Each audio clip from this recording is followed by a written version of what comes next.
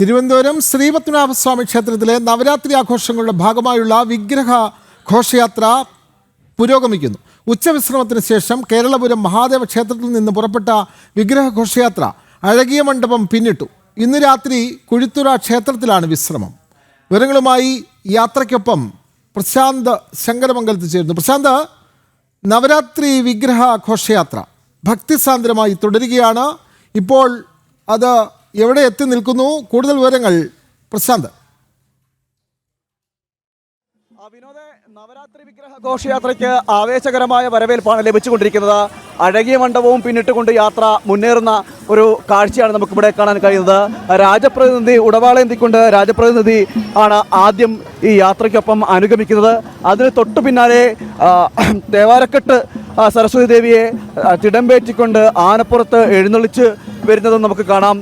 സരസ്വതി ദേവിക്ക് അകമ്പടി സേവിച്ചുകൊണ്ട് മുന്നൂറ്റി നങ്കയും കുമാരസ്വാമിയും തൊട്ടു പിന്നാലെ സഞ്ചരിച്ച് വരുന്നുണ്ട്. ഇങ്ങനെ ആഘോഷപൂർവ്വമായി ഭക്തിപൂർവ്വമായി യാത്ര നടന്നു വന്നുകൊണ്ടിരിക്കുകയാണ്.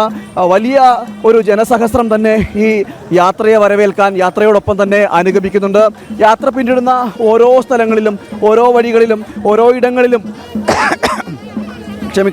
ജനങ്ങൾ കൂട്ടം കൂട്ടമായി നിൽക്കുന്നതും പടുക്കയും നിലവിളക്കും കത്തിച്ചുകൊണ്ട് യാത്രയെ സ്വീകരിക്കുന്നതടക്കം നമുക്ക് കാണാൻ കഴിയുന്നുണ്ട്. അങ്ങനെ ആവേശപൂർവ്വമായൊരു യാത്രയാണ്, ഭക്തിപൂർവ്വമായ ഒരു യാത്രയാണ് നടന്നുകൊണ്ടിരിക്കുന്നത്. അഴകിയ മണ്ഡപം പിന്നിട്ടിരിക്കുന്നു. ഇങ്ങനെ ഓരോ സ്ഥലങ്ങളിലും പദയാത്രയായിട്ടാണ് ഈ ഘോഷയാത്ര വിഗ്രഹ ഘോഷയാത്ര നടന്നു പോകുന്നത്. വലിയ ജനപിന്തുണ യാത്രയ്ക്ക് ഉടനീളം എല്ലായിടങ്ങളിലും ലഭിക്കുകയും ചെയ്യുന്നുണ്ട്. വളരെ വേഗത്തിലാണ് നമുക്ക് കാണാൻ കഴിയും. വളരെ വേഗത്തിലാണ് ഈ ഉടവാളേന്തിയ പ്രതിനിധികളടക്കം നടന്നു പോകുന്നത്. നിശ്ചയിച്ചിരിക്കുന്ന സമയക്രമത്തിനുള്ളിൽ തന്നെ എത്തിച്ചേരേണ്ടതുണ്ട്. അതിനിടയിൽ തന്നെ പറഞ്ഞിരിക്കുന്ന സ്ഥലങ്ങളിലെല്ലാം ഈ ഘോഷയാത്ര നിർത്തും. അങ്ങനെ നിർത്തിക്കൊണ്ട് അവിടെ ആരതി അടക്കമുള്ള ചടങ്ങുകൾ നടക്കും.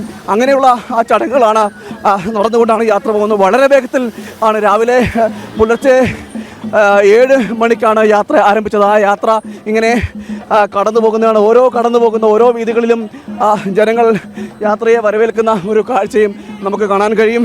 നിരവധി പേരാണ് ഈ യാത്രയ്ക്കൊപ്പം അനുഗമിക്കുന്നത്. നഗ്നപാതരായിട്ട് സഞ്ചരിക്കുന്ന ഭക്തർ നിരവധി പേരാണുള്ളത്. അങ്ങനെ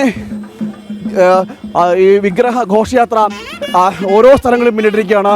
അഴകിയ മണ്ഡപം പിന്നിട്ടുകൊണ്ട് ഇപ്പോൾ മുന്നേറുകയാണ്. രാവിലെ തക്കലിൽ നിന്നാണ് ആരംഭിക്കുന്നത്. തക്കല ശ്രീപത്മനാഭസ്വാമി ക്ഷേത്രത്തിൽ നിന്ന് ആരംഭിച്ച യാത്രയാണ് ഇങ്ങനെ ഓരോ സ്ഥലങ്ങളും പിന്നിടുന്നത്. പണ്ട് തിരുവിതാംകൂറിൻ്റെ ഭാഗമായിട്ട് ഉണ്ടായിരുന്ന അതായത് തിരുവിതാംകൂർ രാജ്യം ഉണ്ടായിരുന്ന സമയത്ത് എങ്ങനെയാണോ ആരാധന ചെയ്തു പോകുന്നത്, അത്തരം ആരാധന ചെയ്തു പോകുന്ന അതേ രീതിയിൽ അതേ സമ്പ്രദായം തന്നെ പിന്തുടർന്നുകൊണ്ടാണ് ഇപ്പോഴും ഈ യാത്ര മുന്നോട്ട് പോകുന്നത്. ഓരോ ഇടങ്ങളിലും വലിയ ജനപിന്തുണ ലഭിക്കുന്നത് നമുക്ക് കാണാൻ കഴിയും. അതോടൊപ്പം തന്നെ 300 നങ്കയും വേളിമല കുമാരസ്വാമിയും അതോടൊപ്പം സരസ്വതി ദേവിയും തേവാരക്കെട്ട് സരസ്വതി ദേവിയും പത്മനാഭസ്വാമി ക്ഷേത്രവുമായി ബന്ധപ്പെട്ടും ഐതിഹ്യവുമായി ബന്ധപ്പെട്ടെല്ലാം വലിയ ഒരു പഴക്കവും ഒക്കെ ഈ ആചാരത്തിലുണ്ട്. അതോടൊപ്പം തന്നെ വലിയ സുരക്ഷാ സന്നാഹം ഈ യാത്രയ്ക്ക് ഏർപ്പെടുത്തിയിട്ടുണ്ട്. തമിഴ്നാടിൻ്റെയും അതോടൊപ്പം തന്നെ കേരളത്തിൻ്റെയും പോലീസ് അടക്കം സുരക്ഷ ഒരുക്കുന്നൊരു സാഹചര്യവും നിലനിൽക്കുന്നുണ്ട്. അങ്ങനെ ഓരോ സ്ഥലങ്ങളിലും ഈ യാത്ര അവസാനിക്കുമ്പോഴും യാത്ര തുടങ്ങുമ്പോഴും എല്ലാം പോലീസിൻ്റെ ഗാർഡ് ഓഫ് ഓണർ നൽകാറുണ്ട്. അങ്ങനെ നൽകിക്കൊണ്ട് പഴയ ആചാരപ്പെരുമ നിലനിർത്തിക്കൊണ്ട് തന്നെ നഗ്നപാതരായി നടന്നുകൊണ്ട് തന്നെയാണ് വിഗ്രഹ ഘോഷയാത്ര നടന്ന് പോയിക്കൊണ്ടിരിക്കുന്നത്. വിഗ്രഹ ഘോഷയാത്ര അതിൻ്റെ യാത്ര തുടരുകയാണ്. പ്രശാന്ത് ശങ്കരമംഗലത്തും ഈ യാത്രയ്ക്കൊപ്പം ഓടിയും നടന്നും പ്രേക്ഷകരിലേക്ക് വാർത്ത എത്തിക്കാൻ കൂടെയുണ്ട്. എന്തായാലും വിഗ്രഹ ഘോഷയാത്രയുടെ തത്സമയ വിവരങ്ങളാണ് പ്രശാന്ത് ശങ്കരമംഗലത്ത് നൽകിയത്.